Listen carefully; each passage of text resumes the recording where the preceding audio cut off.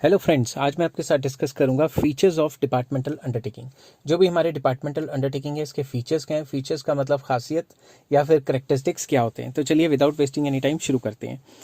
Departmental undertakings में पहला feature है, they operate under the overall control of the ministers या मिनिस्ट्री ऑफ सेंट्रल गवर्नमेंट और state government. तो सबसे पहले डिपार्टमेंटल अंडरटेकिंग्स किसके अंडर काम करती है, गवर्नमेंट के अंडर या डायरेक्टली मिनिस्टर, जो गवर्नमेंट ने जो मिनिस्टर रखा है पर्टिकुलर डिपार्टमेंट का, उसके अंडर काम करता है। जैसे फॉर एग्जाम्पल हम ये भी कह सकते हैं, जैसे रेलवे को कंट्रोल करना है तो रेलवे मिनिस्टर है, वो कंट्रोल करेगा। सेंट्रल गवर्नमेंट ने रेलवे मिनिस्टर रखा होता है, वो रेलवे मिनिस्टर जो है रेलवे डिपार्टमेंट को सीधा कंट्रोल करता है।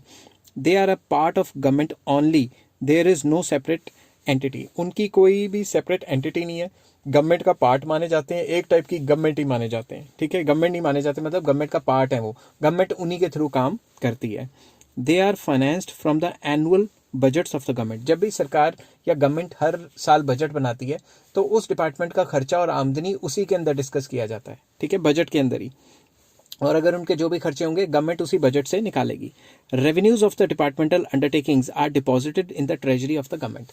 जो भी कमाई करेगा, ये जो डिपार्टमेंटल अंडरटेकिंग जो भी कमाई करेगा वो सारा कहाँ जाएगा, गवर्नमेंट के खजाने में, क्योंकि गवर्नमेंट का ही तो है ये डिपार्टमेंटल अंडरटेकिंग।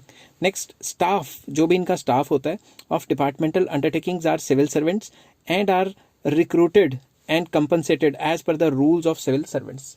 तो बेसिकली जो भी डिपार्टमेंटल अंडरटेकिंग्स में जॉब्स करते हैं उनको सिविल सर्वेंट्स कहा जाता है, और सिविल सर्वेंट्स की जो तनख्वाह है वो गवर्नमेंट के रूल्स रेगुलेशंस के हिसाब से, तनख्वाह मैटर या फिर प्रमोशन के मैटर्स जितने भी हैं वो सारे रूल्स रेगुलेशन गवर्नमेंट ही बनाती है और गवर्नमेंट के हिसाब से चलते हैं, और सिविल सर्वेंट्स के जो भी रूल्स रेगुलेशंस है वो अपने ही होते हैं। ठीक है, next, they are under the direct control of the departmental head who is accountable to the concern minister.